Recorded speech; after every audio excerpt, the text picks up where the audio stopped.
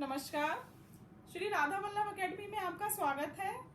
और बच्चों, हम अपना जो हिंदी विषय है उसका पहला पाठ पढ़ चुके हैं, जो कि एक कविता थी। और आज हम अपना दूसरा पाठ लेंगे, जो कि एक कहानी है। तो हमारी जो कहानी है उसका नाम क्या है? छोटी लड़की। छोटी लड़की कहानी मैं पढ़ूंगी और आप लोग भी अपनी बुक लेकर आ जाइए। मैं पढ़ती जाऊंगी और आपको साथ साथ में समझाती जाऊंगी, तो आप लोग भी सस्वर वाचन करते जाएंगे। ठीक है। इससे पहले कि मैं कहानी पढ़ना शुरू करूं, आप लोग क्या करेंगे, इस बोर्ड की तरफ देखिए। इसमें कहानी के उद्देश्य को दर्शाया गया है, यानी कहानी लिखने का क्या मतलब होता है और उससे आप लोगों को क्या शिक्षा मिलेगी, ये हमारी कहानी का उद्देश्य होता है। तो हमारी जो कहानी का उद्देश्य क्या है? सब्र का फल मीठा होता है, यानी कि हर किसी चीज के लिए भागम भाग या तुरंत वो चीज हमको नहीं भी मिलती है तो भी हमको क्या करना चाहिए? सब्र करना चाहिए, जिससे क्या होगा, हमेशा अंत जो है वो बहुत अच्छा होता है। तो कहानी के अंदर कुछ कठिन शब्द हैं, उनके बारे में जान लेते हैं। तो हमारी कहानी का जो कठिन शब्द है, सबसे पहला कौन सा है?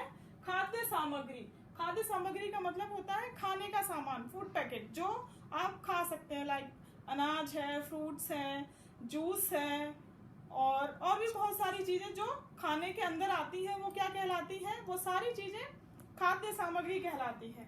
सेकंड हमारा है ऐलान। ऐलान का मतलब घोषणा कर देना। घोषणा यानी कोई चीज हम बोल देते हैं ना कि ये काम अब होना चाहिए।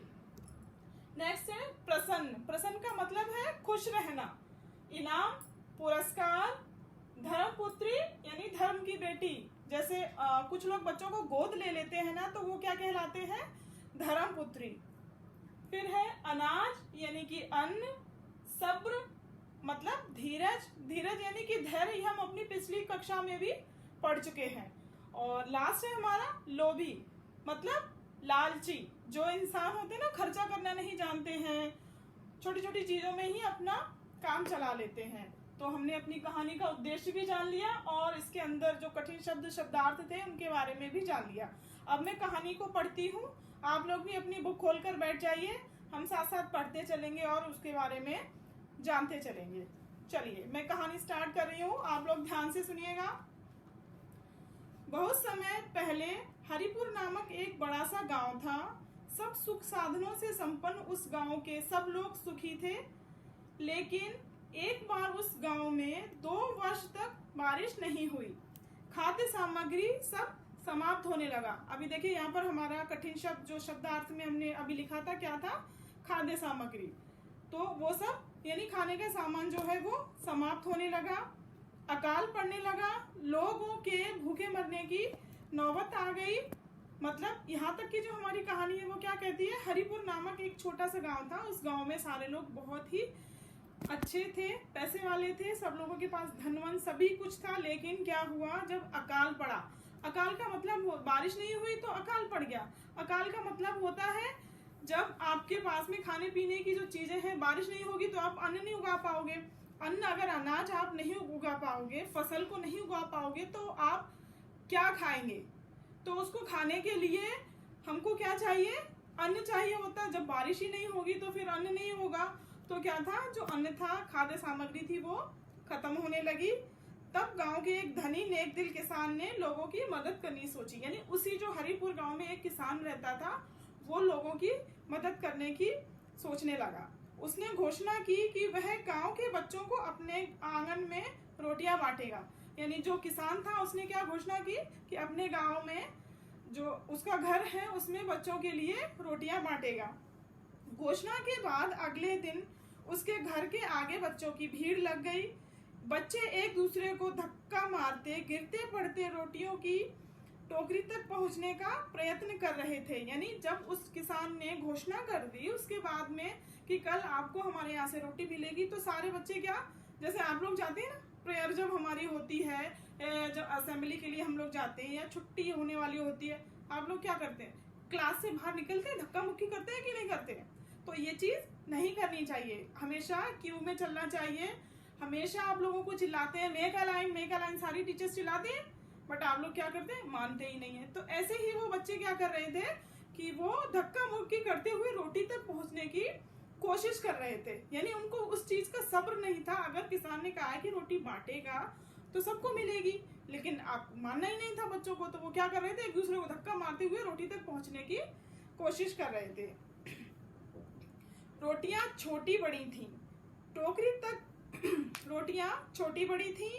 हर बच्चा रोटी ले जाने के लालच में धक्का मुक्की कर रहा था। जैसे आप लोग लाइन बना के धक्का मुक्की करते ना कि मैं सबसे पहले उतर जाऊं नीचे सीढ़ियों से और सबसे पहले जाके बस में बैठ जाऊं या अपनी मम्मी पापा से मिल लूं, तो ऐसे ही वो बच्चे क्या कर रहे थे कि धक्का मुक्की करते हुए वहां तक पहुंचने की कोशिश कर रहे थे कि ज्यादा से ज्यादा रोटी मुझे मिल जाए तो अपने घर ले जा सकूं। इस धक्का मुक्की से दूर एक छोटी सी लड़की चुपचाप कोने में खड़ी थी। जब सभी बच्चों को रोटियां मिल गईं, तो वह अंत में आगे बढ़ी। यानी जो एक छोटी सी बच्ची थी वो कहाँ पर खड़ी थी, कोने में चुपचाप से खड़ी थी। सारे बच्चे रोटी लेकर चले गए तो फिर वो अंत में आगे आई अपनी बारी का इंतजार करते हुए। यानी यहाँ पर उसने क्या किया, सब्र का फल मीठा होता है। मैंने अभी आपको जो कहानी का उद्देश्य बताया था वो यही है। वो चुपचाप खड़ी हुई थी और उसको भी रोटी मिल गई। तब तक टोकरी में एक छोटी सी रोटी ही बची रह गई थी। उस लड़की ने प्रसन्न होकर उस रोटी को लिया और अपने घर को लौट गई। अगले दिन फिर रोटियां बंटने लगी।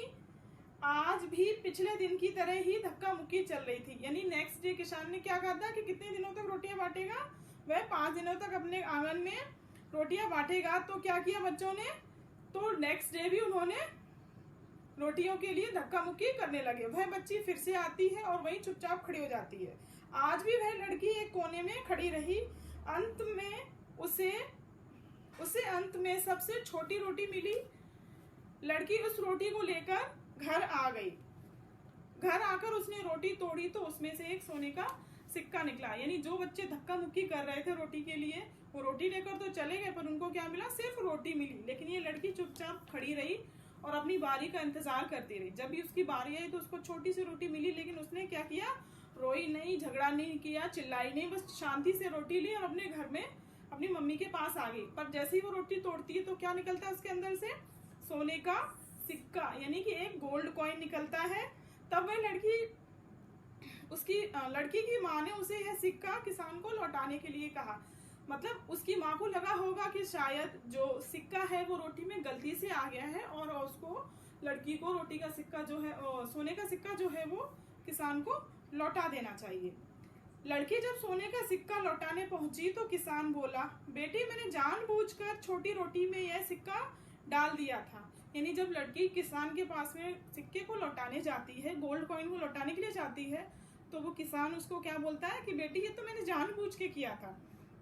मैं सबसे ज्यादा सब्र करने वाले बच्चे को इनाम देना चाहता था। किसान ने क्या कहा, जो बच्चा सबसे ज्यादा ईमानदार और सब्र करने वाला होगा उसको मैं क्या करना चाहता था, इनाम देना चाहता था।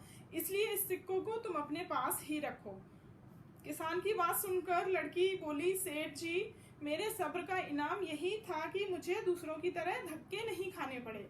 यानी लड़की ने, जब सेठ ने कहा कि बेटा ये गोल्ड कॉइन आप अपने पास ही रखो, मैंने तो सबसे ज्यादा जो सब्र करने वाला बच्चा है उसको देने के लिए ये रोटी के अंदर डलवाया था, तो मैंने, मतलब उसने देखा किसान ने कि भाई वो किनारे पे खड़ी हुई या बिल्कुल भी धक्का मुक्की करती हुई आगे नहीं बढ़ रही है, तो ये तो उसी बच्ची के लिए है, तो ये आपके लिए, आप इसको रख लो। लेकिन बेटी ने क्या बोला कि नहीं, मेरे सब्र का इनाम क्या था कि रोटी तो मुझे मिल गई, मैं चुपचाप से वहां खड़ी रही, धक्का मुक्की नहीं की, पर फिर भी मुझे रोटी मिली, तो मेरे लिए यही मेरे सब्र का फल है और मुझे दूसरों की तरह धक्के नहीं खाने पड़े, मेरे लिए यह बहुत है। मैं सिक्का लेकर और भी लोभी बन जाऊंगी। यानी कि अगर वो सिक्का ले लेगी, उसको ऐसा लगता था कि अगर मैं सिक्का ले लेती हूँ तो मैं, लालच आ जाएगा मेरे अंदर, यानी कि फिर मैं एक रोटी लूंगी, फिर मैं दूसरे दिन फिर से जाऊंगी, फिर मुझे चाहिए होगा कि मैं दूसरी रोटी ले लूंगी, और दूसरी रोटी लेने में क्यों जाऊंगी, क्योंकि मुझे लगेगा कि शायद दूसरी रोटी के अंदर भी सोने का सिक्का निकलेगा। मतलब मैं क्या, हम लालची होते जा रहे हैं। और छोटी रोटी लेने के लिए मैं भी धक्का मुक्की करने पर आ सकती हूँ, इसलिए यह सिक्का आप ही रखें। किसान की बातों से, मतलब लड़की की बातों से किसान इतना ज्यादा प्रभावित हुआ कि उसने अपनी बेटी ही उसको बना लिया। क्या बना लिया, उसको अपनी धर्म पुत्री बना लिया।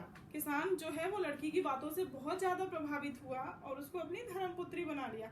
मतलब ये कहानी हमको क्या शिक्षा देती है कि हम जो मेहनत करते हैं या सब्र, हमारा जो मेहनत हम करते हैं वो हमको ईमानदारी के साथ में करनी चाहिए। शॉर्टकट का रास्ता कभी नहीं अपनाना चाहिए और इंतजार करोगे, सब्र का फल मीठा होता है। मैंने कहानी पढ़ी, आप लोग भी घर पे पढ़ के देखना और डेफिनेटली मुझे लगता है कि आपको इस कहानी से कुछ सीखने के लिए मिलेगा।